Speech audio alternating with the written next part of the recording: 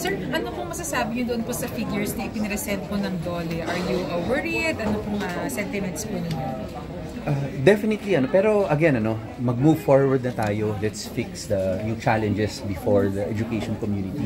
Nakita naman po natin lahat naman gusto magtulungan, lahat naman talagang gusto na may quality of education, pero nakita natin yung main problem Yung main problem talaga is coordination between and amongst the different agencies. Kailangan talaga mag-usap-usap, magtulungan sila para masigurado natin yung quality education. Example lang, yung TechVoc. Yung TechVoc lang sinasabi na ng industriya, sinasabi ng iba na kulang yung hours spent para dun sa apprenticeship, dun sa pagturo sa kanila yung on the job. Yung pa lamang siguro dapat napag-uusapan na nila internally para naayos po natin yun. Kasi ang hinahabol naman natin dito, quality of education para may magandang trabaho rin makuha yung ating mga mag-aaral. Pinangako po ng K-12, job ready, college ready.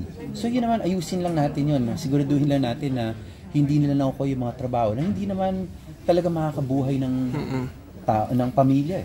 Yun naman ang hinahanap natin dito, talaga masigurado lang na quality jobs rin mga. Sir, ano po nakikita nyo? Increased hours po ba? Kasi 9 to anong ratio pa? Ang nangyayari kasi ngayon, sabi sa atin ng DepEd, for grades 11 and 12, sa TechVoc track nila, they provide about 31 subjects. Sa 31 subjects na yun, 22 academic. Kasi nga, ang trabaho ng DepEd, responsibility nila, maging college ready.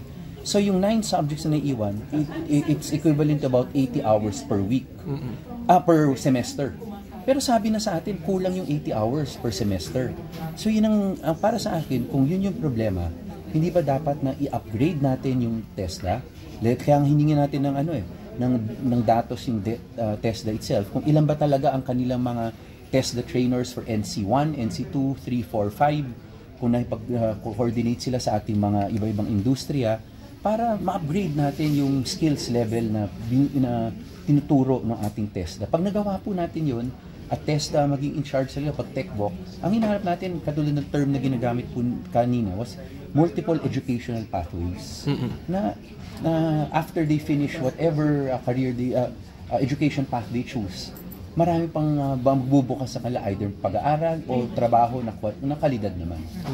Kung, of course, nalig nga natin sa hearing kanina na yung mga jobs na available for the current graduates for K-12 are mostly clerical and rank and file. Doon po ba sa ating proposed bill, are we hoping po ba na at least ma-upgrade po natin itong mga jobs na sinabi po sa DOLE kanina? Yes, in fact po, that's why natin ini-insist na talagang maging proactive ang NEDA o kaya ang DTI o pareho sila maging proactive. Because sila talaga makakapagsabi kung ano yung hinaharap ng mga industry, o sila yung makakapagbigay ng incentives para sa mga industry na mag-develop, para mag-match naman kung ano yung mga programs na i-offer natin. Pag nag-graduate sila, may mga kalidad na trabaho sila makukuha. Kasi narinig nyo rin po kung ano yung mga trabaho na available for our graduates. Kahit lahat yan may marangal naman lahat ng trabaho. Pero sa oras na binigay nila sa pag-aaral nila, dapat ma-upgrade rin natin yung quality of jobs that are provided to our learners. Kung ilalagay niyo po din po ba sa proposed bill ninyo yung alignment of the curriculum sa jobs na available or our future jobs na maging available sa atin? Definitely, that's why talagang gusto natin part talaga dito yung NEDA, yung DTI. Kasi kailangan po talagang sila rin nagsasabi sa ating mga education institutions o agencies, whether that's DepEd o TESDA, kung ano yung short term, medium term, long term, ano yung mga industriya na bibigyan nila ng incentives, bibigyan nila ng advantages para pumasok at ma-develop sa Pilipinas. At doon natin bibigyan ng ng tuon kung ano yung mga programs na kailangan i-offer. Ngayon kasi narinig nyo kanina kung ano yung ino-offer, di ba? More or less, it's the same thing. Kailangan yung programs natin na ino-offer for TechVoc, kailangan din natin ma-upgrade.